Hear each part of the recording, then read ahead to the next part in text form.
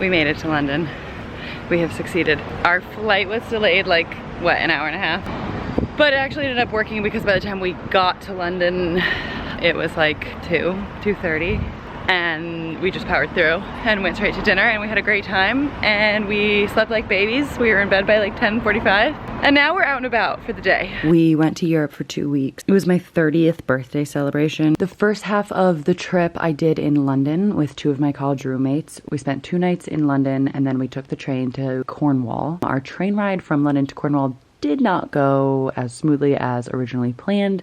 They overbooked the train quite a bit, and we ended up either sitting on the floor or on top of our luggage, but we persevered. It was a 5-hour train ride, and then we got to a tiny little town called Mousehole. So we rented an Airbnb, and it used to be a fishing cottage, and it was built in like 17 something. It was right on the water, like inside the protective wall. I'm sure that has a C term. We spent 3 days in Mousehole, and we went to dinner in town. We went to lunch in town. We explored the beaches. We did a coastal hike, and it was through like overgrown woodland areas and these huge rocky bluffs that fell off into the ocean that was bright aqua blue. But it was just so nice to be able to spend time together without an agenda, without anywhere to be or anything to do. We stayed in one night and made dinner and just laughed and had such a lovely time together.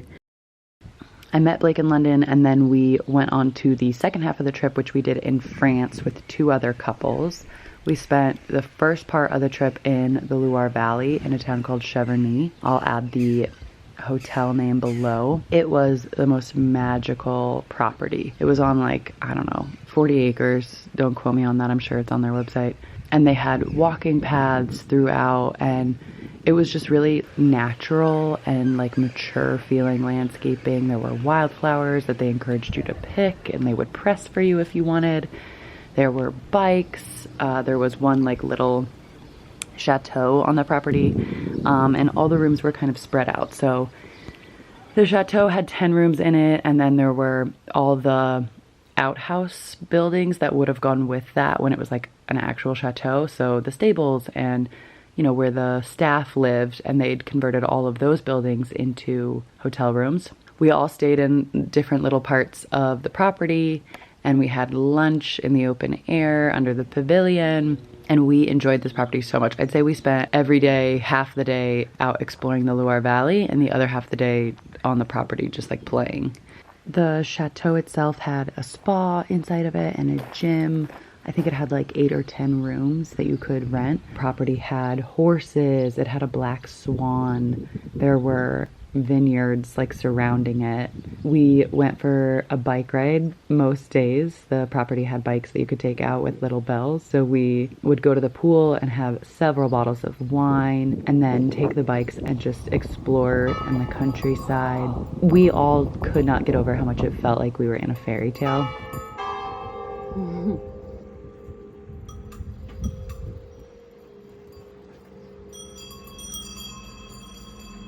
So every day we went to see a different castle. The first castle we saw was Chateau de Chambord, which was King Francis I's, like, it wasn't like a full-time thing. The plan was that he would show up there, spend a few weeks, and then go back to his real castle. But the scale of this castle was like hard to wrap your brain around. It was massive. It took 100 years to complete. The king didn't even get to like enjoy it in its finished state because it took 100 years to build. But when you walk through it, you understand why it took 100 years to build, because the detail in every single aspect was unbelievable. In the center of the castle was this giant stone staircase. And so they built this staircase with 2 separate entrances, and it's like a dual spiral. So there's windows on the inside and the outside, and if you and someone else enter the staircase from its 2 entrances, you can climb the stairs and see one another, but never cross paths with one another.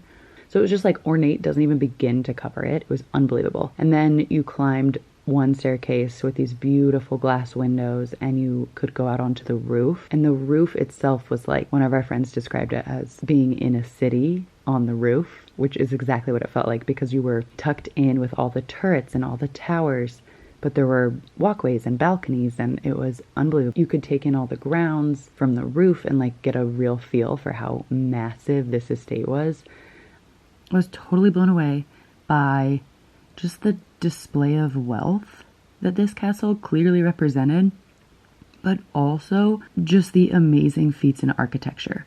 The next day we went to our second castle. Castle 2 was petty. She was petty. There is drama left and right with this castle. So the second castle we went to was Chateau de Chenonceau, which was Catherine Medici's husband, Henry II. It was his castle, and he gave it to his mistress, not his wife, his mistress, who, get this, was 20 years older than him. It was wild. Okay, so Henry gives this beautiful, dainty, whimsical castle to his lover, Diane de Poitiers, and Catherine, obviously furious.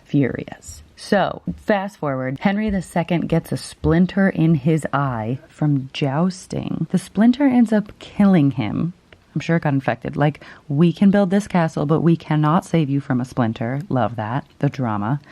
Henry is dead. Catherine comes back and says, Diane, you've got a GTFO. Kicks her out. Does she poison her?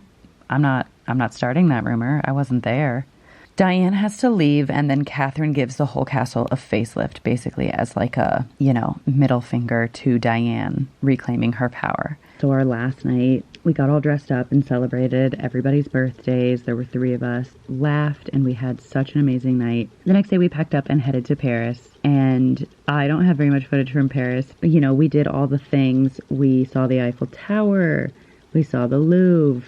We didn't actually go into the Louvre, but, we saw the pyramid. We went to the Rodin Museum. That was so cool. Paris feels like a museum. Every building is pristine and like a work of art. All the grounds are a work of art. They care about the green space. The people are works of art. I mean, it was just an amazing place to be. Our first night we went to an amazing restaurant called Chez Genou, and that was on Blake's actual birthday. We had an amazing waiter, Pierre, who brought us this thyme liqueur at the end of the meal, which we all had several rounds of that. We had so much fun just being together and laughing and exploring Paris. We are so lucky that we got to do that. It was an amazing birthday. Everything was absolutely perfect. I hope you enjoyed my quick little tour through Europe. I'm sorry I didn't take as much footage as I would have liked, but mostly it's because I had an amazing time and the whole equipment malfunction. After this video, we will be back to regularly scheduled programming, working on the garden, working on the house. We've got a lot to do at the house. So I hope you guys enjoyed this video, and I'll see you next week.